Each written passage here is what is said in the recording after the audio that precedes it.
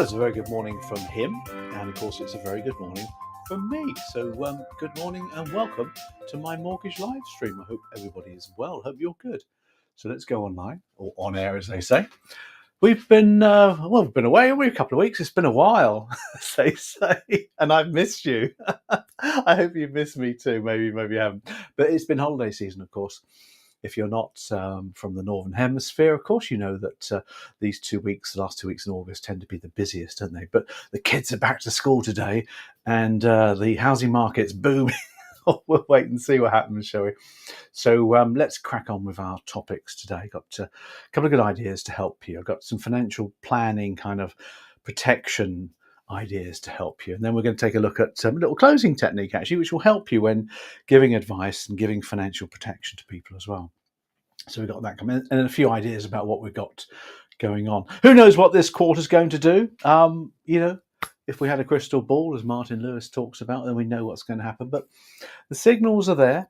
We've got interest rates came down a little bit, didn't they? And obviously the swap markets come down because of the financial markets think rates are going to be coming down over the next year or two. So that's helped with fixed rate mortgages. A lot of competition in the marketplace. Below 4% 5-year fixes, which is nice. It's all good, isn't it? Lots of news from the banks about the 5.5 times salary mortgages from Halifax, which about blooming time too, if you ask me. And people, if they want to get a big mortgage, big house, are going to have to pay half their income on mortgages, which we all did in the 90s and 80s, by the way. People don't remember that. We did. Okay, house prices weren't as expensive, but mortgage rates were higher. So more than half of our joint incomes went on mortgages, because that's what we did. Anyway, enough of that. Let's get on with our first topic for you, which is, it's financial planning we're talking about here. So let's head over to the whiteboard for this one, shall we? We'll give you a bit of an update on this one for you. Now, this one's called the financial hierarchy of clients' needs. Sounds rather fancy, doesn't it? But actually, this is quite important for you if you are pivoting between mortgage broker and financial advisor. In a mortgage broker, you might be a mortgage advisor and a protection advisor as well as a mortgage broker. So you're looking at people's protection needs or the foundation of their needs. This will be particularly useful for you to see how it all kind of moves on. And I'm going to look at a little bit of theory here. It's called, Maslow is the guy that ran it. But before we go there, let's go to a movie that you might remember. So I'm going to put a movie up on the screen for you. You may have seen this film. This is Tom Hanks' Castaway. Let's just pop in and say hello to you. Tom Hanks' Castaway, which I think was 1999. It's quite an old film now, 25 years old. And he's a great actor, Tom Hanks, isn't he? Or whatever you think. And he starred a guy called Chuck Noland was his name. And he got washed up on this desert island. And, it's the story about how he survives. Now, the script writers of Castaway actually used this pyramid, this hierarchy of needs. So what I need to do is tell you why that is and how that works. And you'd be quite interested in that. So we're talking here about a hierarchy. So people often talk about a triangle or a pyramid, as it's known as. So we've got this pyramid. And Abraham Maslow, he's the geezer that created this thing back in 1943. So let's put his name up there because he did invent this in 1943. So it's a long time ago. But what he did is he figured that people have needs. People's needs rise as time moves on. Their motivations change. And when you talk about people's motivations and people's needs, you're talking about financial advice, aren't you? And that's the connection I've got for you today. So it's often known as the financial advice pyramid, which is a good name for it, really, the financial advice pyramid. And Maslow maintained that what happens is that people, humans like you and I, even in 1943, they were still humans. We have needs as humans. And those needs start off very basic and then work their way up as we get older or our life changes. And it's this pyramid in which we climb. And our motivations change. And the things that motivate different people are where they are on this pyramid. That's exactly where it comes. It's not age related. It can be, but it doesn't have to be age related, which a lot of these financial planning models go to ages, don't they? Which is very, very, very wrong in a way.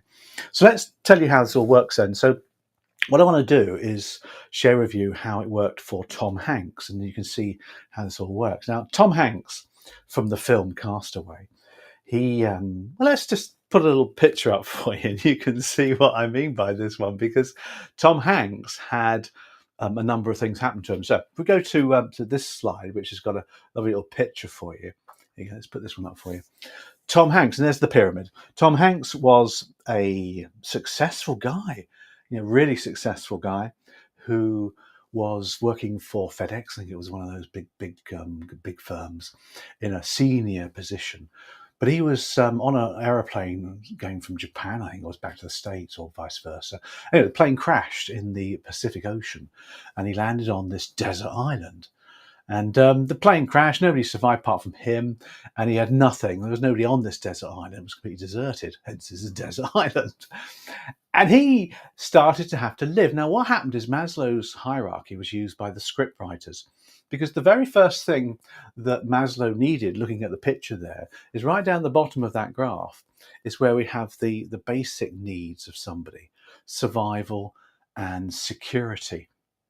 And what happened with Tom Hanks is that when he joined the island, we got on the island, the first thing that he wanted to get right, of course, was to be able to drink water and eat. So his survival instincts kicked in. So on the pyramid, he was right down at the bottom of that pyramid: survival instincts. Now, most of us, of course, in our world don't worry about surviving. We tend to survive quite happily, don't we? So let's just put a little dot so you can see where we are down here at the moment. Now, beyond that, Tom Hanks's needs changed because his motivation changed. He then moved on to the next part, which is security. He was motivated now by being secure, because he had a tent, I think it was, but there was a saber-toothed tiger or some mean thing who was going to eat him over the night. So, of course, he was really worried about that. So his next need changed. He then found a cave up in the hills with a fire, and he was able to feel secure. Therefore, he survived. Then he was feeling secure. So the next need started to bite him, and that was the social need, the need to be with other people. And this started to inspire him and motivate him. And as it happened, something washed up on the shore, which was a medicine ball. It was just washed up from the plane crash, I think it was. And the medicine ball was his best friend, and Tom Hanks started to look upon this ball as his best buddy. Here's a picture of the ball if you're interested. It's called Wilson, apparently, and that was a picture of Tom Hanks. And Wilson became his best buddy. The point behind that, though, is that Tom Hanks was motivated down here by the social need, the need to be with people, to have family around you, friends, that sort of thing. He'd got that. The next need is what they call self-esteem, which is the need to achieve something, to be successful. And what Tom Hanks then did is he then built a raft and floated off to safety. And that's the story of Castaway. And as you can see quite clearly, the scriptwriters made Tom, survive, be secure, become sociable, then move up to self-esteem, and then onto the rest of the part of the pyramid. Okay, that's great, and we love all that. But what's the use for us in financial advising? Well, people, of course, have aspirations, don't they? They have needs. They have the need to move up this pyramid. So as financial planners, financial advisors, protection advisors, we need to be aware of where people are on this pyramid. Are they rising? Are they falling? And therefore, we need to figure out where they are. So let's just give you an example of how this works in the financial advisor side. So let's just go back to our image there of the pyramid. We'll put a few things up there for you so you can see where we're going. Now, right at the bottom, where you have survival and security, we have the need for cash flow and survival. Obviously, people need to have money. They need to have cash coming in. They need to have an income. They need to have a regular salary. And that's a need people have. Remember, we're looking at financial needs now.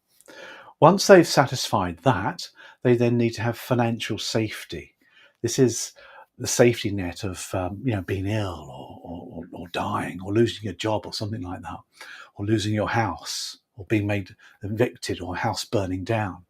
Again, people have a need to protect in that respect. And our job as mortgage and protection advisors is to help people down the bottom bit. That's where we need to find out where they are. Now, beyond that, we then start to look at accumulating savings. This is getting involved with family and people and friends, accumulating savings so we can do the things that we want to do. And once we've accumulated savings, we then have financial independence. It's what people want to do. It's where they're aspiring towards. financial independence. And beyond that, people tend to have the need for some kind of legacy, passing on inheritance. So broadly, that's how financial planning works. Now, if you take a look at an example here, my son Ewan is my middle son. He's 27 this month, in fact, and he has a girlfriend called Ella, and he's known Ella for a year. Now, Ewan is renting with his brother Lewis, and he's probably down the bottom, really, of Maslow's hierarchy. Cash flow and survival is his key need at the moment. He earns good money, but he spends it quite readily as well. So he hasn't really looked at his financial safety net. Now he's with Ella. They might be looking to move out and maybe buying a place at some point or renting together or something. So they're starting to look at financial security, the two of them. So Ewan needs to start looking at income protection, maybe some life planning, some life assurance. If he gets a debt or a mortgage or rent or something, definitely income protection. He's nowhere near accumulating savings yet, because his main need now is to get a place together with Ella so they can be comfortable and safe and secure. It makes sense, doesn't it? In a few years' time, they may well start to save some money if they got some money to save, maybe towards a house purchase, maybe towards a pension. And then in 20, 30 years' time, they may be looking for financial independence and maybe passing on a legacy. And that's how it works. That's the great thing about Maslow's pyramid, which I think is brilliant when it comes to it, because you've got individuals, people, clients, if you like, and they're rising this pyramid all the time. But then, of course, people do fall down. So, for example, you might have somebody who has a great family, a great life, and mortgage, a house, and all those things, and suddenly they have a divorce. And because of that, they've had to sell the family home, and they've all gone to get their own places. So suddenly they've gone right back down again to not survival, but security again, getting their own place. So don't pin on people's ages for the needs that they have. Try and look at Maslow's pyramid. So where's the action plan for this one? I've got a few actions for you, because I love an action plan, don't you? I'm into coaching mode here, you see. Where's your action? Now, if you are a mortgage and protection advisor at the moment, what do you need to be thinking about? Well, first of all, think about protection, but don't talk about it with the mortgage. Yeah, you're going to protect the debt, of course you are, but very early on in the decision in principle meeting, or the explore meeting, call it right. When you're looking at affordability, you're putting 5.5 times their salary into the software and working out what they can afford. Start to ask them questions where they are in this pyramid. Are they more concerned about security, safety, those sort of things? And you'll be surprised that that's where they'll be. They'll want to think about financial security. They're going to get a mortgage or some kind of debt. They'll be concerned about financial security now, because getting a mortgage is a big thing. They'll be concerned about wanting to maintain their income if anything happens to it, like illness, death, that sort of thing.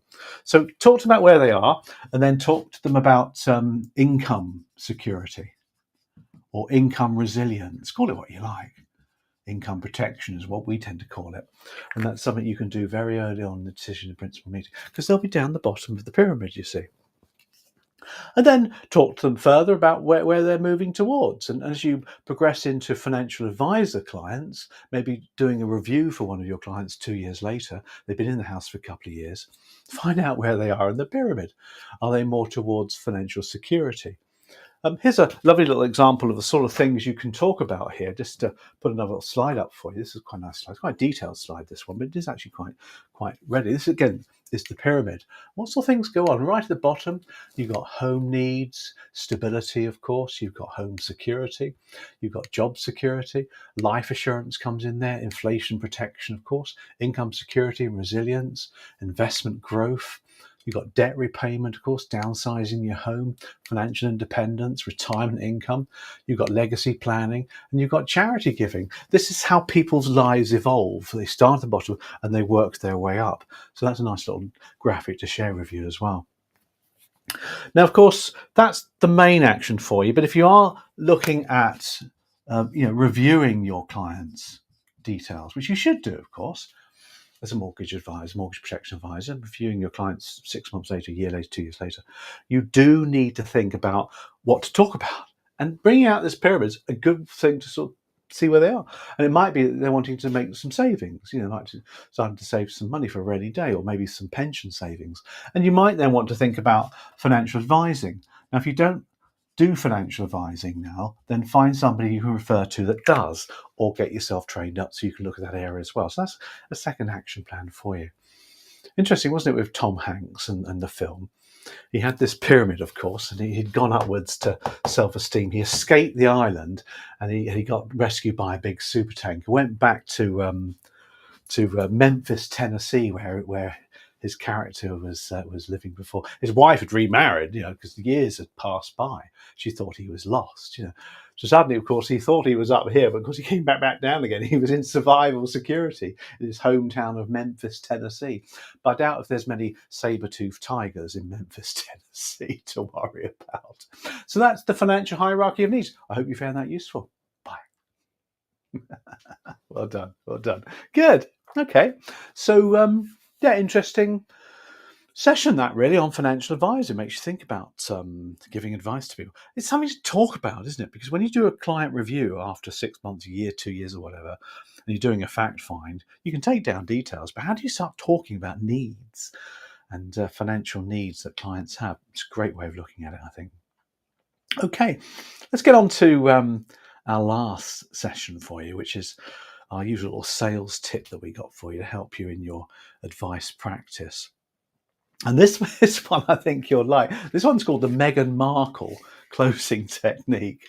Now, of course, Meghan Markle, we know her dearly.